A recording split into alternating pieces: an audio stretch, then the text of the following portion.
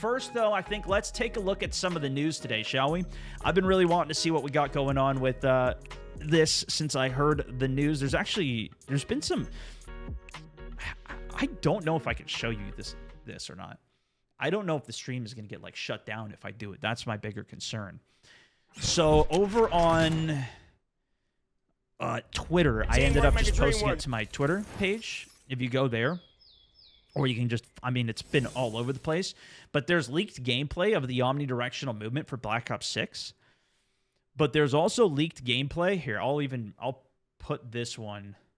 I reshared this one out. I don't know if we're going to get shut down for this on YouTube, like if we're going to get copyright striked for it. So I'm not going to necessarily show the footage. But I'll put the links to these clips on Twitter if you guys want to see it, because it's literally millions and millions of views over there. And I've seen this on Instagram, and I've seen it on TikTok, blowing up all over the place. I just don't want to get shut down. But we have like a lot of leaked information, like gameplay rather, on this. But then this clip that I specifically reshared was a clip of people with low gravity.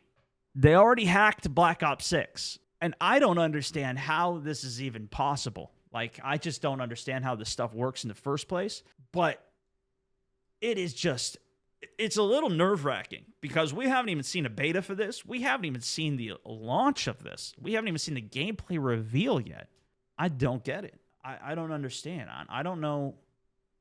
I mean, the last thing that I saw before this was like some of the Olympic athletes, I think, or maybe it was some... Usually they give it to like some basketball players. They let them have early access to see the game. And to like, I don't know if they always get to play it or not. But it's just so like, it's so different than how we used to have these game reveals where not everything was just leaked like crazy. Hackers should unban everyone. The hackers hacking to unban all the other hackers. Oh, geez. I don't want to get into that. But this is just super disturbing to me off of seeing that. Although I will say, boy, would I love to have some of these rules. I think a lot of people were mad from the comments that I've read about this. People were saying, oh, you know, there's...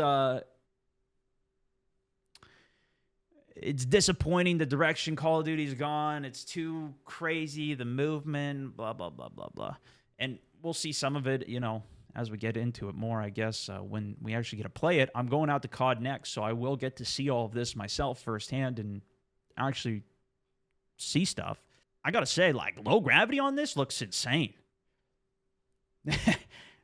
Don't even care about this. Just give me DMZ 2.0. I think that's going to be a different game, man.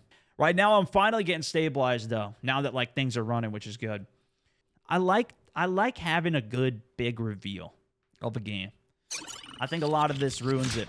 And I don't even want to look too much into all of it to just, you know, experience most of it. But Inspiring VG. You know what they did with, like, all the LTMs on Caldera? And they've done a couple of them on the later Warzone games, too, where they even had it like you shoot somebody and they go launching through the air. They actually have a lot of really good stuff on the arcade mode. I don't know how much you guys play any of that, like the WWE thing. They've done a bunch of different variations of the game on arcade. That's what I would love to see more in Warzone, but I think the big problem with that is there's just limitations on how they actually get players to play it. Even with the more recent one they did with like 40-man resurge big map, then the only way they did it actually was they made it so it was big map. They took quads away, so you couldn't even go for nukes. And they made it so the only way you could play was that LTM that they added. Now, I don't necessarily mind that. I actually enjoy it, and it gives people a better option to play the game rather than even just limiting it to specifically custom games, which obviously I love to play. We did some of that yesterday, and I keep pushing them every month. I'm like, hey, you know, can we get some custom game rules? Can we do some custom? Anytime they ask for feedback or, you know, I go on any of these creator calls where they're like, hey, do you guys have any questions about the new season?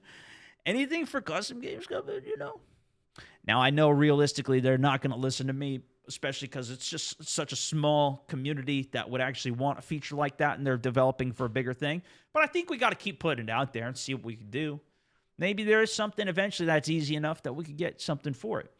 But even if not, I think it at least leads to more interest in doing bigger, crazier, custom or type games in a public match, which I think is even better because then everybody can really access it.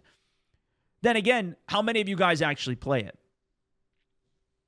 Did you guys like the new zombie mode that they had added to the game for Warzone? No? A couple of you guys did. It was the, I guess it really wasn't like a zombie mode, but it was the effects from zombies like super jump. What did you call it? Superpowers? Disappointed by it? Like the zombies.